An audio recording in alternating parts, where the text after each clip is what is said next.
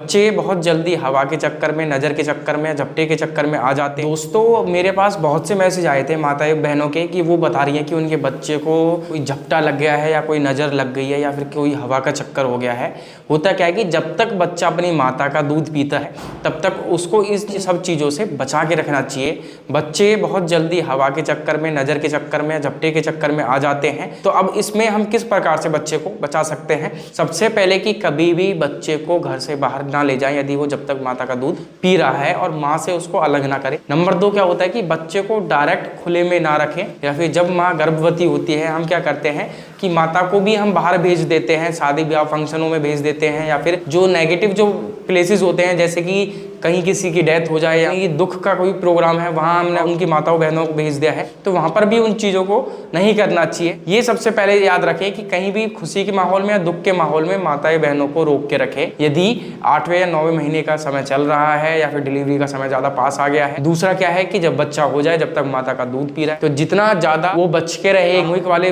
प्रोग्रामों से उतना उनके लिए अच्छा है। तीसरा क्या होता है कि जब भी हम अपने बच्चे की बड़ाई करते हैं कि गोरा है, काला है, तो हमें एक चीज़ का ध्यान रखना चाहिए कि प्रतिदिन अपने बच्चे की नजर जरूर उतारनी चाहिए। यदि कोई बाहर का व्यक्ति उससे मिलने आया है, चाहे वो हमारे घर के ही क्यों ना है, रिश्तेदार क्यों ना है, उनके साथ कोई नेगेटिविटी आई है, क्योंकि बच्चा छोटा है और वो ज्यादा पॉजिटिविटी वाला होता है, तो उसको उसकी जो पॉजिटिविटी है उसको खत्म करके उसको नेगेटिव करता है और उसकी जो नजर जल्दी ही लग जाती है व्यक्ति की, जो भी अंदर आता है, कोई हमारी फैमिली से क्यों ना हो। अब हमें क्या करना है इसमें, सबसे पहले याद रखिए कि जब भी बच्चा ज्यादा रोता है या फिर दूध ना पी रहा हो माँ का, या फिर झरपा गया हो, तो ऐसे में सबसे पहले ध्यान रखना है हमें कि एक तो हमेशा कोई ना कोई चीज जैसे कि माचिस, ज्वलनशील पदार्थ या फिर नुकीली चीज अपने बेड के बिस्तर के सिराने या पैरों के पास जरूर रखें, और एक धार्मिक ग्रंथ जरूर रखें अपने आसपास तकिए के नीचे, जिससे कि उस बच्चे को और उनकी माता को पॉजिटिविटी मिलती रहे। और कोशिश करें कि जो फैमिली मेंबर हैं, जब तक माता अच्छे से यानी कि सक्षम नहीं हो जाती सब कुछ करने के लिए, तब तक बच्चे को